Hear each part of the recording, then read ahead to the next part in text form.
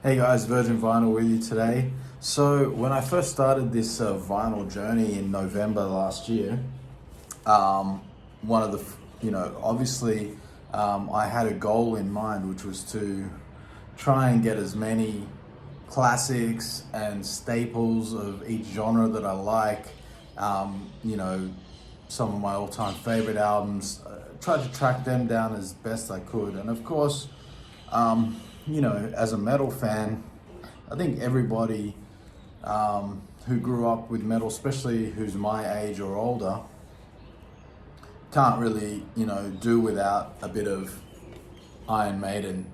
And for me, this of course is the debut album.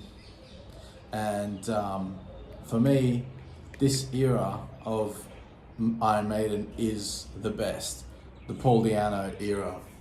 Now, sadly, Paul died recently, not that long ago, and that's a real bummer. But everybody, most Iron Maiden fans are, Bruce Dickinson is number one, and that they'll sort of admit that it's those first two Iron Maiden albums are good, they're great. But they really took off and became so much better with Bruce Dickinson, Well, I just don't agree at all with that. I think, the thing is, first of all, the first two Iron Maiden albums really are the new wave of British heavy metal albums, especially this one. This introduces everything. I mean, first of all, what an amazing album cover that is too. Imagine seeing that in the record stores for the first time, and it's like, how emblematic of heavy metal can you get than that?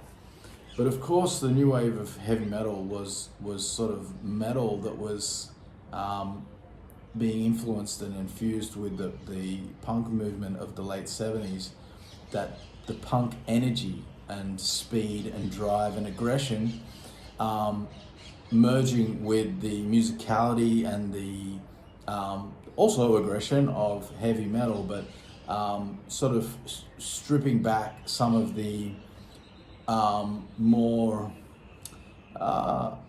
I guess, in when you look at 70s heavy metal, it's kind of almost like a different beast in a way. It's not fully, it hasn't fully coalesced into what, over time people would think of as metal.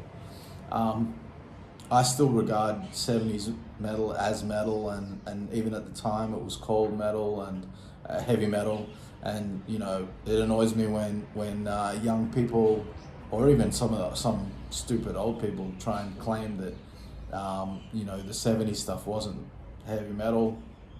That's all bullshit. But once you got the new wave of heavy metal, right, in 1980 when this came out, this really sort of this and those bands that came out really, sort of solidified that metal was something that was here to stay, and that it was going to be a certain way. It was going to have a certain level of aggression. It was going to be dark. It was going to be menacing. It was going to be a fuck you to the man. It was going to be a fuck you to the cool kids. It was going to be a music style for the outcasts, for the weirdos, for the freaks, for the badasses, for the people who didn't give a fuck, and wanted to have an outlet that sort of could represent them. On this album and on Killers with Paul Di'Anno, I think he really exemplifies all of that. Paul was definitely had somewhat of that punk attitude and aesthetic, and his delivery was more aggressive and more like rudimentary in a way, but you know, Bruce, like, he kind of has that operatic style, and he's like, and the band sort of became a little bit more like trying to be proggy and stuff like that after when he joined. And I don't know, I don't want to say it sucks, because I do like those next few albums with Bruce up until Somewhere in Time. I do like all of those albums. I like them quite a lot, and those were the albums I liked first. It's not like I got into the first two albums and then discovered Bruce Dickinson and went, oh nah, he doesn't cut it for me. It was the other way around. I was a big fan of, you know, those first three albums with Bruce for most of the years that I was growing up and getting into metal. And it was only like quite a few years later that I got this and Killers, and I was like, whoa, well, that shit really connects with me on a much deeper level, because it's I think it's just more metal.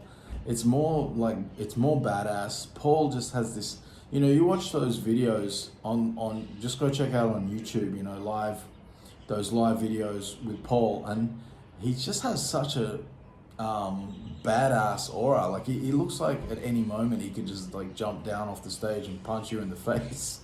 And you know, there's that danger there. Like metal there has to be sort of this visceral feeling of danger, you know, this risk. Like, this is not safe music. This is not for, you know, this is not a place where you want to take your grandma.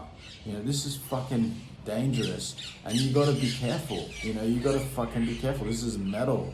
This is not fucking, we're not going to see the symphony orchestra here. We're going to see some metal here, and you don't know what could happen here. This is going to be raging. This is going to be intense. It's going to be full-on experience. And with Paul, I think, and you know, on here, of course, you've got also the guitarist Dennis Stratton. Before Adrian Smith came into the band, and yeah, I mean, obviously Smith and Murray is a great team, and I love Killers too.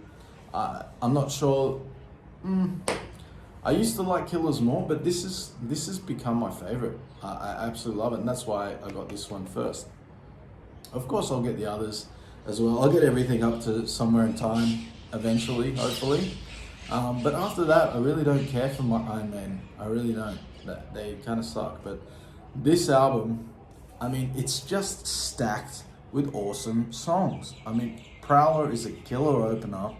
Remember Tomorrow is one of my favorite Iron Maiden songs. Absolutely incredible performance from Paul on that one. Running Free, Phantom of the Opera, you know, it's a classic. Transylvania, Strange World, Charlotte the Harlot, and Iron Maiden is still in their set to this day. And I mean, there we go on the back there. Now, doesn't that look fucking metal to you? Look how menacing and fucking dark and fucking badass that is, you know? That's the way metal should be. And, you know, I know like a lot of people have issues with Paul Di'Anno, or had issues with him, that, you know, he said things or did that or whatever. I don't care what happened after the fact. The fact of the matter is that when he was in the band, they were raw, they were punchy, the songs were shorter, sharper, and it was much more of a fucking direct assault, you know?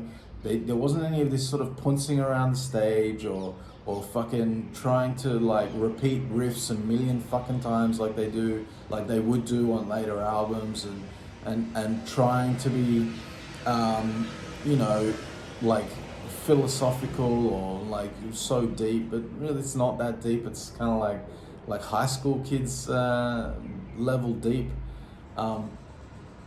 But you know, this was just like, you know, keeping it relatively simple and smacking you in the face with its badassery. And that's what, like, when I think of this era of Maiden, I just think badass. You know, Paul Di'Anno embodies badass, And that's what I want from my metal. I don't want all nice, safe, operatic metal. I guess that's why I'm not like a big power metal fan. Can't really stomach much of that, with a few exceptions. You know, I can pretty much find any genre of music, almost, maybe not these days, but I used to be able to say years ago that I can find any genre of music and find a song there that I like. There are some things I do like, you know, the first few Halloween albums and some other power metal here or there, but it's not really where my heart lies. I prefer metal to be savage, raw, and in your face. And if it's not, it needs to have something really unique, like Uli, John Roth era Scorpions, where it's like metal with Jimi Hendrix playing guitar. You know, it's like metal with Jimi Hendrix playing guitar in the style of you know, Paganini. There you go. Anyway, I would love to get an original copy of this at some stage, but I think they go for an absolute fortune, so that probably won't ever happen. So I've just got this reissue. It's a bit of a bummer, the reissue, that like you would have thought that they would put some inserts in there or something, but you just get the record, and so that kind of sucks. So yeah, I mean, I think it's Iron Maiden who owns it too, so come on guys, why'd you give us such a shitty fucking reissue? Anyway, I do love this album. Mwah, it's a classic. It's my favorite Iron Maiden album, and that's it for today. So if you like what I do, please hit that subscribe button and like it, and I'll see you tomorrow.